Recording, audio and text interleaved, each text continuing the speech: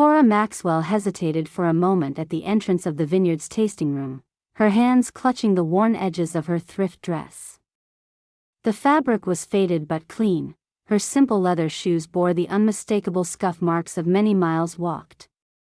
No hint of makeup accented her face, just the raw outline of nervous determination.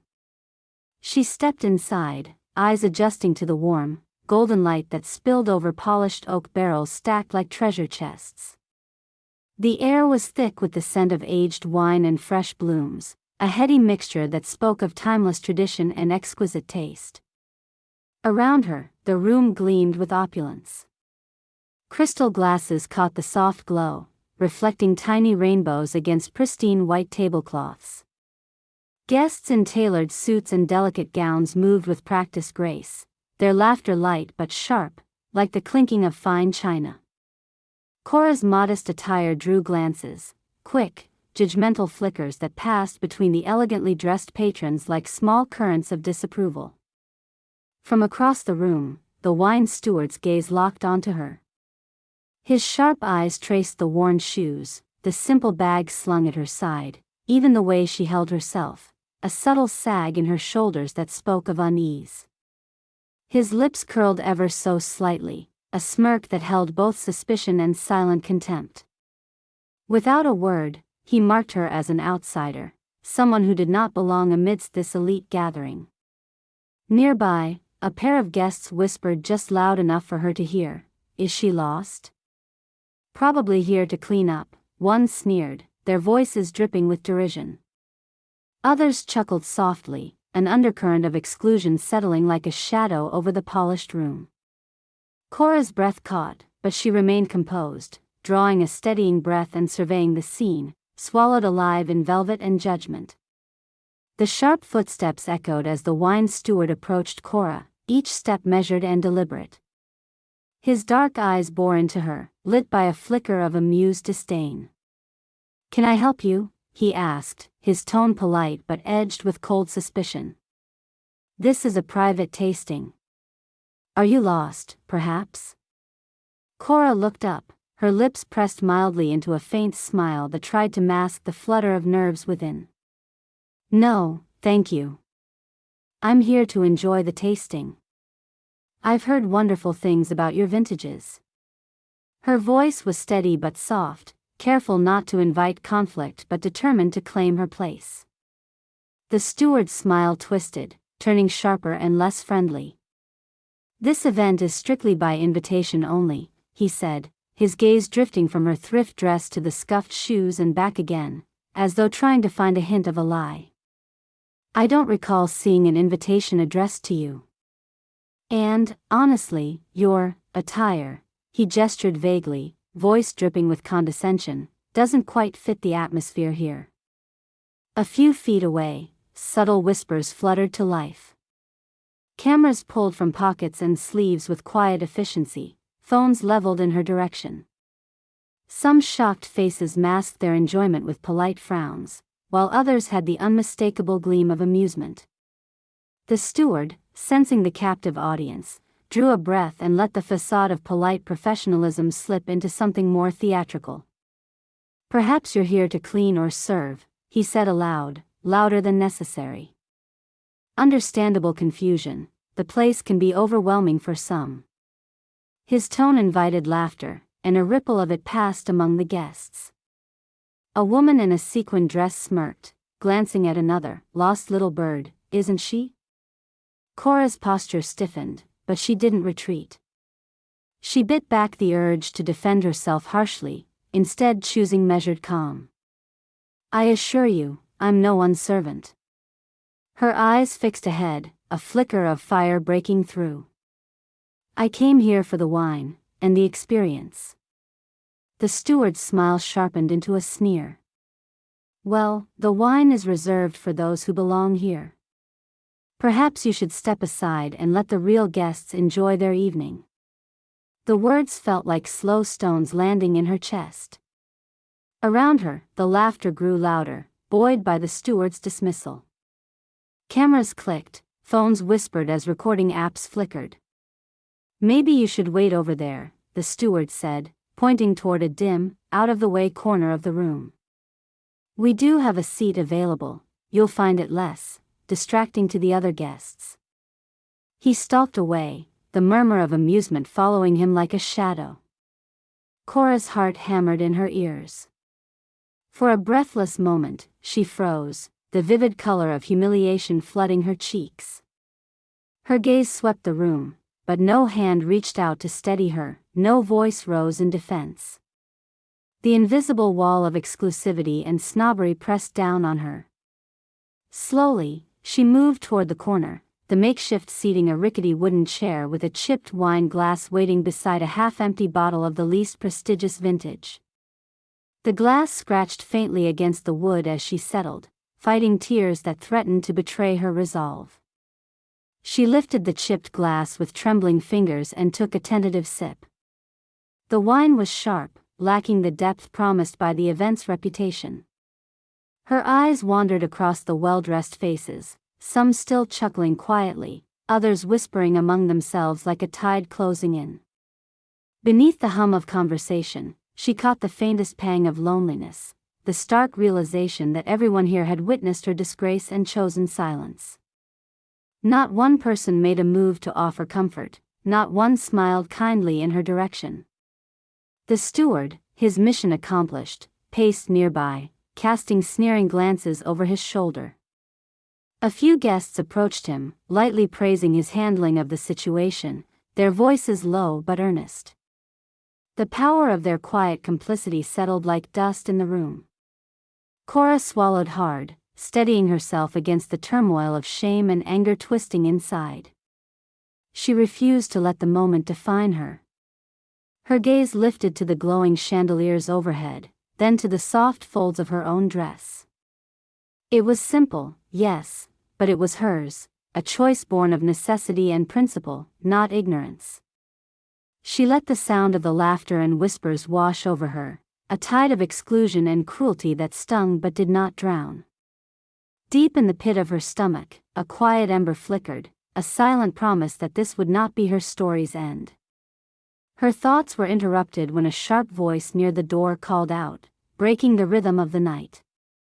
Curious heads turned as a sharply dressed assistant appeared, holding an envelope and a single rose adorned with a small card. The assistant scanned the room, voice strengthening, "Miss Cora Maxwell?" The air shifted, tension rising like a sudden breeze. Guests quieted, some shifting in place as whispers folded into surprise and confusion. The assistant continued, "The event organizers have been looking for you.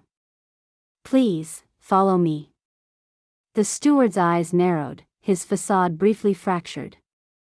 Cora looked up, meeting the gaze of the once dismissive crowd now caught between curiosity and disbelief.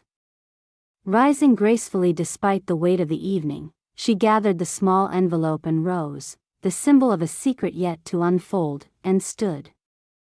Every eye tracked her as she followed the assistant away from the shadowed corner and toward the heart of the vineyard's elegant gathering, where a revelation awaited that would demand their attention. The wine steward watched her go, his jaw tight. Inside, a voice whispered that he had done his duty, protecting the vineyard's reputation. Cora Maxwell, some poorly dressed outsider, had no right to be there. To him, the vineyard stood as a bastion of exclusivity, its reputation carefully built by years of cultivating the right clientele and maintaining the highest standards. Allowing anyone unworthy to walk its hallowed halls would only dilute that. He rationalized his harshness as necessary. In his mind, he preserved the purity of the experience, guarding it against those who would tarnish it. The room slowly returned to its usual rhythm. Conversations rose and fell, the clinking of glasses resumed in measured harmony. Laughter, light and polished, trickled back as the tension evaporated into the evening air. The guests rearranged their postures, smoothing smiles over their faces like carefully pressed linens. The steward allowed himself a small nod of satisfaction. "That's handled," he thought, convinced he had restored order to the evening. But across the room, at the far corner marked by a chipped chair and a discarded bottle of the vineyard's least impressive vintage, Cora sat alone. She cradled the rough-hewn glass with trembling fingers, fighting the warm sting of tears that threatened to spill. Her breath hitched softly as she fought to compose herself, her pulse a wild drum against the calm mask she wore. She wanted to vanish, to disappear into the shadows of the vineyard's grandeur, but she forced herself to remain seated, determined not to give her tormentors the satisfaction of defeat. Her thoughts were a jumbled storm, disappointment, anger, and an unyielding desire to prove that appearances could be deceiving. She gently brushed away the sting in her eyes, the fire within refusing to dim beneath the weight of humiliation. Then the current of the room shifted. A man dressed sharply in a tailored suit appeared near her table, holding a creamy white envelope carefully folded and topped with a single red rose. His face was composed, professional. He scanned the room and in a clear voice said, "Miss Cora Maxwell?" Heads twisted toward the sound. Whispers rippled like eddies in a calm lake. The crowd's attention pivoted, tension tightening in the air like a drawn bowstring. The assistant continued, "The event organizers have been searching for you. Please, if you would follow me." Cora stood, steady despite the disbelieving stares. She secured the rose and the envelope in her hand and followed the man away from the dim corner and toward the main floor. The murmurs multiplied, curiosity blossoming into astonishment. Many guests exchanged glances heavy with unspoken questions. From somewhere deeper within the wine-steeped room, an older man stepped forward. His presence commanded attention, tall, silver-haired, eyes shining with intelligence and quiet authority. As Cora approached, poised and composed now, the man lifted his glass in a slow, deliberate gesture. "Ladies and gentlemen," he announced, voice smooth and resolute, "might I have your attention?" The chatter softened to a hushed murmur. All faces turned toward the man, many eyes searching for understanding. "This is Cora Maxwell," he continued, nodding toward the woman once so quietly dismissed in the corner. "She is the principal investor and owner of this vineyard. Without her vision and courage, this estate would not stand here tonight." The room froze. Gasps slipped from lips. Some barely concealed their shock. The wine steward's face paled, disbelief etched in every line as his lips parted, but no words came forth. Phones dropped from startled hands, conversations died, replaced by a thick, electric silence. Guests who a moment ago had whispered snide remarks now shuffled awkwardly, some stepping back or lowering their gazes to avoid meeting Cora's calm eyes. A woman who had earlier smirked overtly clutched her necklace, while a man quickly cleared his throat and averted his stare. Throughout it all, Cora remained serene, her simple dress no longer a mark of shame but a symbol of authenticity and quiet power. Her posture was straight, her presence commanding more respect than any ornate gown could afford. She spoke softly but with clear conviction, "I understand how my appearance might suggest otherwise. But I've chosen a simpler path by principle. My wardrobe is a reflection of my commitment to sustainability and practicality, values that guide not just my life but my stewardship of this land." Her words hung in the air, a contrast sharp against the affected glamour around her. Some faces softened, realization dawning.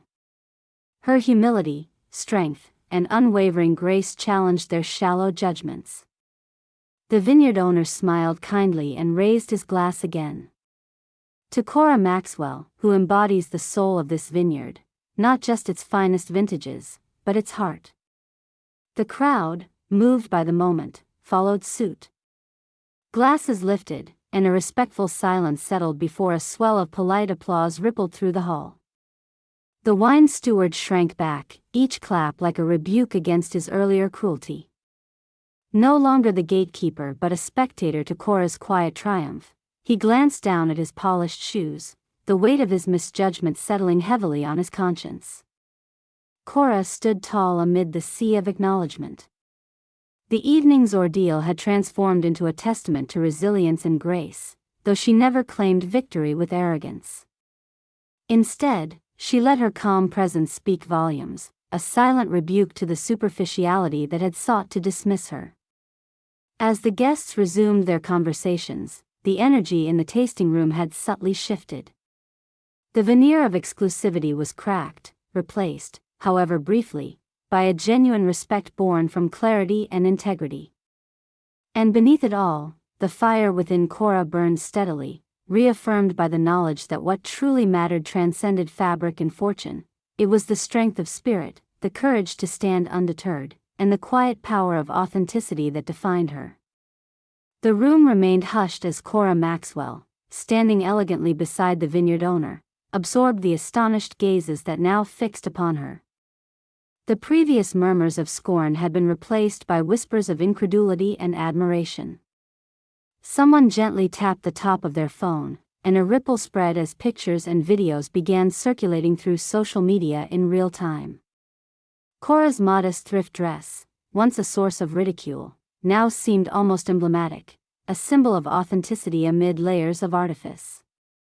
Her simple shoes, worn but sturdy, grounded her presence. She collected herself, radiating calm authority rather than any trace of triumph or bitterness. The woman who had been shoved aside into a dim corner was now family to the vineyard itself. The vineyard owner, Leonard Hartwell, stepped forward, raising his glass once more to the crowd. His deep voice commanded reverence beyond just authority. Cora Maxwell is not just our investor, she is the artist of this estate's revival. When this vineyard teetered on the brink of closure, her vision brought it back from the edge. These vines you taste tonight flourish because of her dedication. The silence stretched briefly before the first tentative applause grew into a warm wave. Several guests, previously among those who had mocked her, now found themselves scrambling to rearrange their expressions into ones of respect and apology. Olivia Collins, the woman in sequins who had whispered about Cora being lost, now lowered her gaze, cheeks flushed with embarrassment. One man, known among the social circle for his judgmental sneers, approached Cora hesitantly, words faltering. "Ms. Maxwell, I didn't realize." The apology was swallowed by his own discomfort, and he offered a clumsy smile. Cora's response was measured. She inclined her head slightly and smiled, not with arrogance but genuine kindness. "Thank you. It's sometimes easy to mistake what you see for the truth. But character, like wine, deepens over time."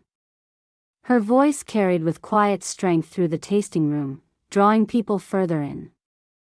The contrast was striking. While many hosted an air of exclusivity, Cora exuded authenticity and humility. Her simplicity was not poverty, but choice, a minimalism reflecting her personal vow to live sustainably and meaningfully. She had just arrived from a long transatlantic flight, choosing comfort and practicality over extravagance. Her presence forced the elite guests to confront the superficial criteria they had imposed so carelessly. The room's atmosphere shifted palpably as people reconsidered their earlier judgments. The steward's smirk was gone, replaced by tight-lipped shock and silent regret. Leonard Hartwell raised his glass again, addressing the crowd softly, but with undeniable sincerity.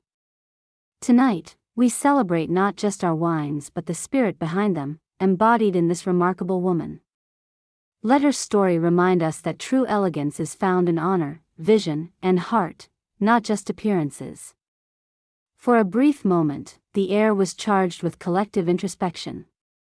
Cora's calm gray struck deeper than any grand speech or pomp.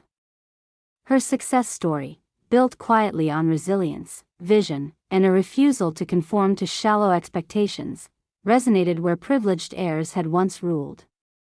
The guests raised their glasses to toast her again, some catching her eye with newfound respect. Cameras continued to capture this moment of transformation, a turning tide in the vineyard's history. Meanwhile, the wine steward retreated to the shadows, his face the picture of disbelief. He had underestimated the power that resided in quiet dignity and determination. For the first time, he felt the sting not of losing face before guests but something more enduring, the loss of self-respect.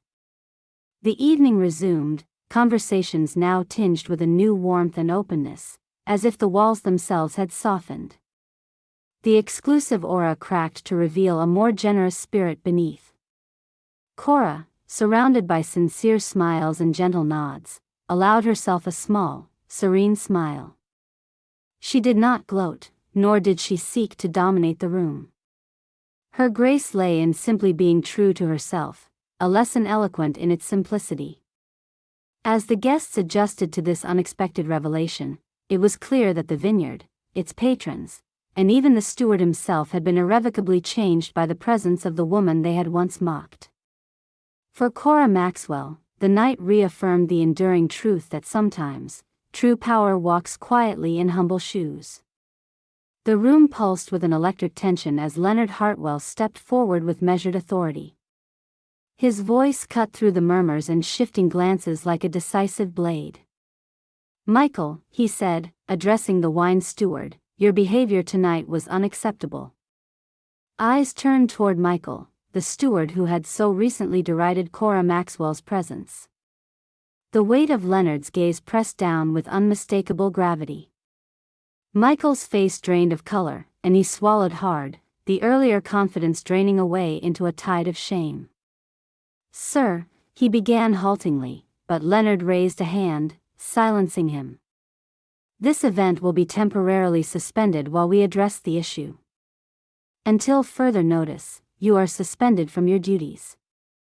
The verdict landed firmly, no one disputed or whispered objections. The crowd held their collective breath, watching the fall of a man who had once commanded respect but had squandered it through cruelty. The guests' expressions hardened. Those who had quietly whispered agreement with Michael's disdain found themselves on the outside now, the eyes of peers piercing them like cold daggers. Conversations shifted to hushed gossip, Michael's arrogance, his misplaced judgment, and the scandal of public humiliation rippled through social circles and social media alike. Over the following days, Michael's name trended for all the wrong reasons. His harsh treatment of a respected investor and the vineyard's owner fueled widespread backlash. The vineyard's management arranged sensitivity training and professional rehabilitation for him, a chance to rebuild trust that would not come easily. Meanwhile, Cora Maxwell moved through the vineyard with calm confidence, the respect she earned tangible in every nod and smile. The staff greeted her warmly, and even the most skeptical guests showed deference, their attitudes subtly altered. Her name was spoken with admiration rather than doubt. One afternoon, as Cora strolled near the vineyard's entrance, her mind focused on the coming harvest, she encountered Michael. He approached hesitantly, eyes lowered, the weight of recent events etched deep on his face. "Ms. Maxwell," he began softly, voice uncertain. I wanted to apologize for my behavior. It was unprofessional and cruel. You didn't deserve any of it." Cora regarded him thoughtfully for a moment. Her expression softened, but she did not immediately respond. Then, with a gentle but resolute smile, she nodded. "Thank you, Michael. Acknowledging mistakes is a crucial step. I hope you learn and grow from this." Their exchange carried an unspoken understanding, no gloating, no resentment, only a recognition that respect must be earned and restored through humility and change. Michael gave a tentative smile, gratitude briefly lighting his face before he nodded and quietly stepped away, leaving Cora standing steady and assured. From there, the vineyard settled into a new rhythm. The incident became a turning point, a story told not as scandal but as transformation. The once rigid exclusivity softened, replaced by a quiet embrace of authenticity, much like the vines that grew richly under Cora's care. At the next public tasting, Cora moved through the crowd with ease, greeted by smiles and genuine warmth. Her simple dress and modest style remained, but now they spoke not of judgment but of identity and strength. As she lifted a glass of the vineyard's finest vintage, the sunlight caught the ruby liquid, casting a glow that reflected not just the harvest's richness but the remarkable journey of a woman who had walked through scorn into respect, forever changing the place she loved. Guests watched in stunned silence as Cora Maxwell, graceful and powerful in her quiet dignity, walked away through the vineyard's gates, leaving behind an atmosphere reshaped by her presence, a world where true worth transcended appearances, and where every step forward held the promise of a more inclusive future.